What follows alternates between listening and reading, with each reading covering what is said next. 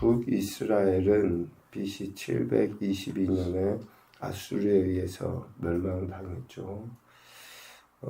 그 아수르, 즉 북이스라엘을 멸망시킨 아수르는 BC 612년에 바벨론에 의해 멸망당합니다. 그리고 그 바벨론은 남유다를 BC 586년에 멸망시키고 그 유다 사람들을 바벨론으로 사로잡아 갑니다. 왜 저들이 멸망당하고 포로로 잡혀가게 됐는가? 이유는 딱 하나예요. 하나님을 제대로 섬기지 아니한 것 때문에. 너무한 거 아닙니까? 하나님을 섬기지 않았다고 멸망시키시고 포로 당하게 하십니까? 너무한 게 아닌 게 아니라 그들의 정체성은 하나님을 섬기게 되어 있어요. 태생부터, 처음부터 그냥 어떤 우리가 이러한 도구, 어떤 기계로 생각해 보면 좀 더 쉬워요. 처음부터 만들 때부터 목적이 그거예요. 그렇게 쓰임받기 위해서 만든 거예요. 택함을 받은 이스라엘 백성은 하나님을 섬기고 하나님의 말씀대로 하나님께 예배하고 제사하고 찬양하고 그렇게 하기 위해서 하나님의 택함을 받은 백성이거든요.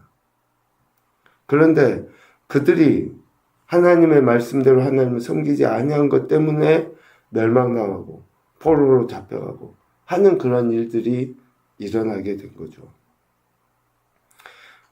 역대상 1장부터 나와 있는 이런 계보, 오늘 이제 9장에 마무리가 이렇게 되어지는데요.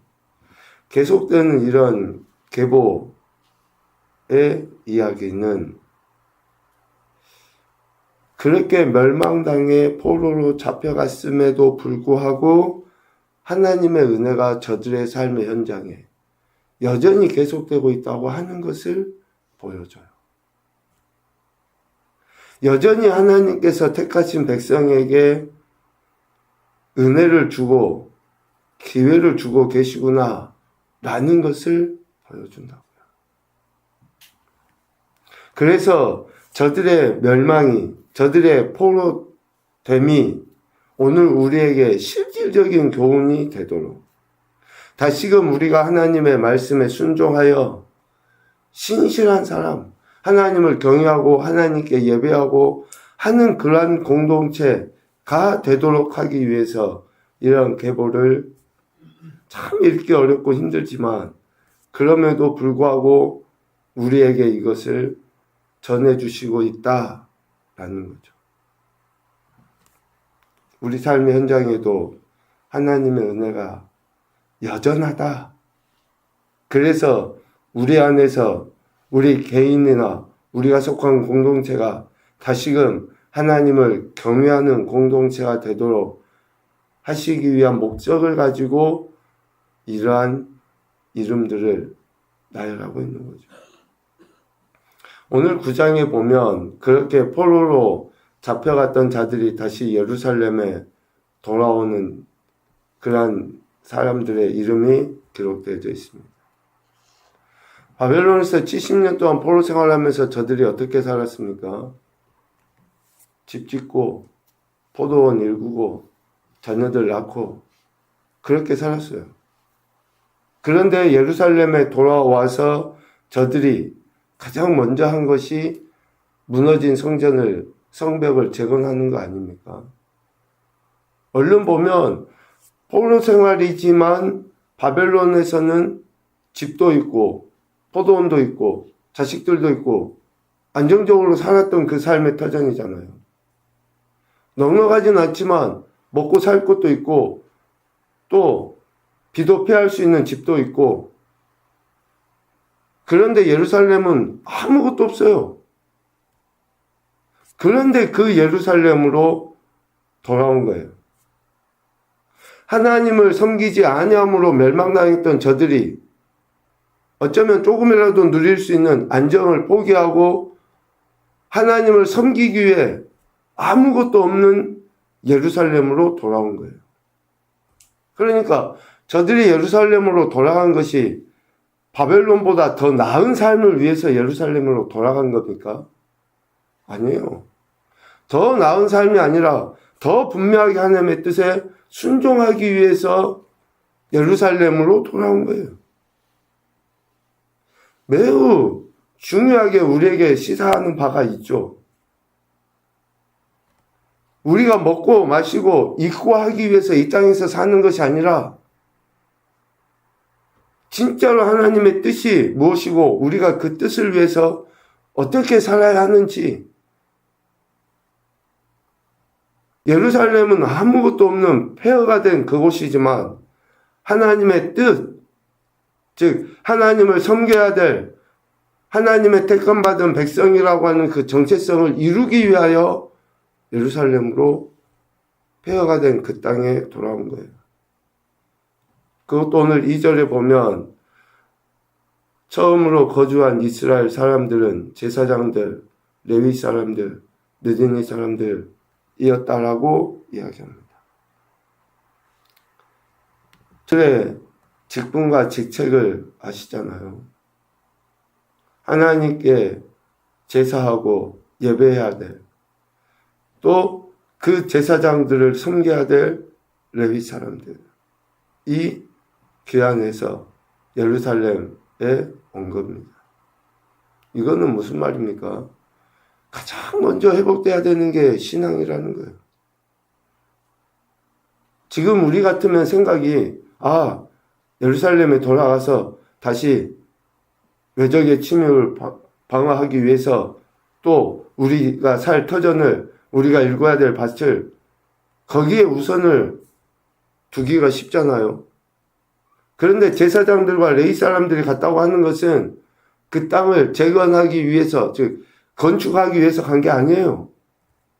하나님께 예배하기 위해서, 제사하기 위해서, 그런 터전을 만들기 위해서 저들이 가장 먼저 앞서 가게 된 거예요. 하나님의 말씀을 외면하고 우상 숭배한 것으로 인해서 멸망당했던 저들이 이제 다시 예루살렘에 돌아와서는 회복하려 하는 거죠. 성전의 예배, 하나님께서 기뻐하시는 제사. 지금까지 저들이 예배가 없었던 게 아니에요. 멸망당할 때까지도 제사가 없어서 멸망당한 게 아니에요. 예배도 있었고 제사도 있었고 어떤 종교적인 행동들이 있었죠. 그런데 외적이고 거짓된 행태로 드렸던 그들의 제사, 이제 예루살렘에 돌아와서는 그거와 달라야 된다는 거죠. 다르다는 거죠. 우리가 한번 실패를 하고 또 어떤 어려움을 겪고 다시 하나님께 나오기도 해요. 그럼 이제 마음 자체가 틀려져요. 소위 죽을 고비를 넘기고 나면 진짜 마음 자체가 틀려지거든요. 경험해 보십시오. 말하지 않겠습니다. 경험하면 안 좋으니까. 경험해 보십시오. 말하지 않겠어요. 근데 반면교사로 삼으셔야 돼요. 그러니까 그 간접 경험을 하셔야 돼요. 간접 경험. 이전에도 하나님께 예배하고 제사했는데 형식과 외식에 치우쳐서 적당하게 하고 우상도 섬기면서 그냥 적당히 타협하고 해서 결국은 망했잖아요. 그런데 이제 망해서 예루살렘에 다시 돌아와서는 그럴 수가 없는 거예요. 그럴 수가. 그래서 포로에서 돌아온 제사장들과 레위 사람들은 실질적으로 이제 하나님과의 관계가 회복되고 진실한 예배뿐만 아니라 거룩한 삶을 살아갈 수 있는 기틀을 마련한 거예요. 1장부터 8장까지 나와 있는 그런 족보의 내용, 계보들이 쭉 그것을 이야기해요. 그냥 아무나 이름을 써놓는 게 아니라 그들이 실질적으로 이제 하나님을 섬기는 자들, 섬기는 공동체라는 것을 드러내 보이기 위해서 그 이름들을 놔야 되죠. 그래서 우리 역대상 말씀 처음 볼 때 관점을 제사장적인 관점으로 이름을 기록했다고 했잖아요. 나열을 했다 했어요. 철저하게 하나님을 경외하는 공동체로서의 이스라엘을 다시 기대하며 하나님께서 그들을 택하셔서 지금까지 이끄셨다라는 것을 이야기합니다. 안정된 삶이 뭐가 안정된 삶인가? 진짜 우리가 심각하게 고민을 해봐야 돼요. 돈이 넉넉하고 적당한 명예도 있고 하면서 크게 어떤 문제 없이 살아가는 것이 안정적인가? 아니면 정말로 하나님의 뜻을 마음판에 새기고 비록 이 땅의 삶이 조금 불편하고 남들보다 모자라다 해도 하나님의 뜻하심을 이루어가며 사는 것이 안정적인가 라는 것을 잘 고민을 해야 될 것 같습니다.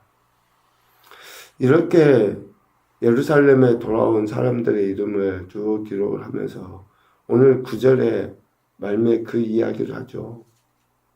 돌아온 그 사람들이 다 종족의 가문의 우두머리들이더라 라고 이야기를 해요. 우두머리들. 공동체에 있어서 하나님이 세운 그 권위자들의 영향력이 얼마나 큰지 가정의 가장인 남편, 아버지 또 교회는 말할 것도 없죠. 영적인 공동체니까. 그리고 나라의 대통령, 지도자라고 하는 자들의 그 영향력이 얼마나 큰지를 우리는 알 수 있어요.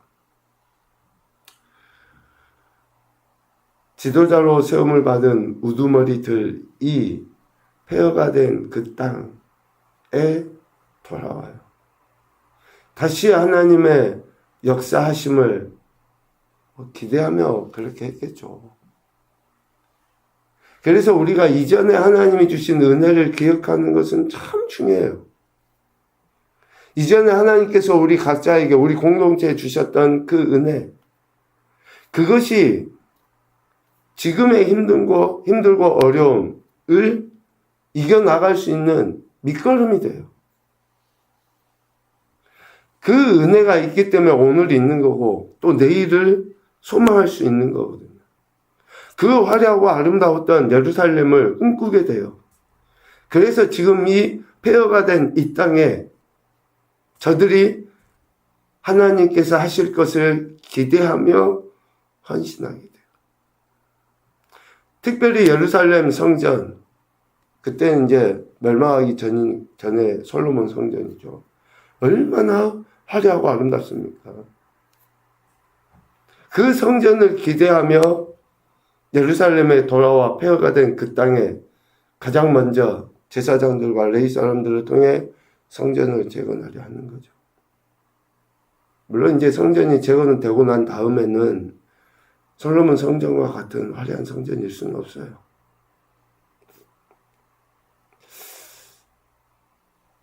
예전에 제 아내하고 이야기를 나누면서 이런 이야기를 한 적이 있는데, 우리에게 하나님 주신 은혜는 최고의 은혜는 한 번밖에 없어요. 우리의 허물과 우리의 미련함과 어리석음으로 인해서 회복되어질 때의 그 은혜는 최고일 수가 없어요. 처음 하나님이 주셨던 그 은혜의 감사, 감격, 순종이 이후에 혹시 우리가 회개하고 돌이켜서 받게 될 그 은혜, 그거와 비교할 수 없다는 거예요. 그러니까 하나님이 우리에게 주신 그 첫 번째 감동에 순종하여 받은 그 은혜가 얼마나 크고 놀라운지.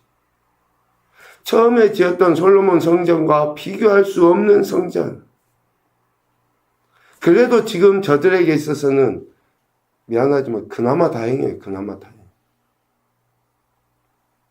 그나마 다행. 그러한 일들을 이스라엘 가문의 우두머리들이 그 일을 감당하려 한 것이죠. 하나님께서는 여간 택하신 백성의 정체성에 합당하게 저들이 진심으로 하나님을 섬기고 하나님께 영광 올려드리는 예배자로 서기를 기대하시는 겁니다. 그래서 지금까지 이렇게 쭉 이름들을 나열을 했는데요. 단순한 이름의 목록이 아니라 이스라엘 백성이라고 하는 정체성을 상기시켜 주시는 그런 이름들이라고 할 수 있습니다. 왜 그러느냐? 이 족보에 나와 있는 이름들, 그들은 아브라함과 이삭과 야곱의 후손이라는 것을 가르쳐줘요. 즉 하나님의 언약 백성이라는 사실을 확인시켜 줍니다. 그리고 9절 말미에 이야기한 것처럼 흩어져 있던 공동체를 다시 하나로 묶는 그 각 가문의 우두머리들을 하나로 만든 것처럼 흩어져 있는 이스라엘을 아우르시는 하나로 묶는 그러한 그 의미를 담고 있습니다. 결국 이 족보들의 기록은 과거에 신실하신 하나님께서 현재 혼란 속에서도 함께 하시고 또 미래를 향한 저들에게 희망을 약속하시는 하나님 되신다라는 것을 보여주고 있습니다. 과거의 하나님, 그리고 현재에도 미래에도 하나님 되신다라는 것을 저들에게 분명하게 보여주십니다. 그래서 오늘도 우리는 하나님의 백성이라는 정체성을 잊지 말자 라는 것으로 첫 번째 교훈을 삼아 봅니다. 하나님의 백성, 하나님의 자녀라는 이 정체성을 잊지 않아야 돼요. 두 번째는 하나님 한 분만이 과거, 현재, 미래의 하나님이시다. 우리가 인지하지 못할 수도 있어요. 과거에 어떠했는지. 그런데 현재의 삶을 보면서 하나님이 과거에도 이렇게 역사하셨다라고 우리는 알게 됩니다. 그리고 미래에도 어떻게 하실지를 기대하게 돼요. 세 번째는 앞서 이야기한 것처럼 더 나은 삶이 아니라 더 나은 뜻을 위해 살아가자. 더 나은 삶 아닌 하나님의 분명한 뜻을 위해 살아가야 한다라는 것을 마지막 교훈으로 생각해 봅니다. 오늘도 저와 여러분을 하나님 나라 백성 자녀 삼아주신 하나님은 여전히 신실하십니다. 그 신실하신 하나님만 의지하여 오직 하나님의 영광을 살아가는 그 복된 인생들이 되실 수 있기를 주님의 이름으로 축복합니다. 아멘.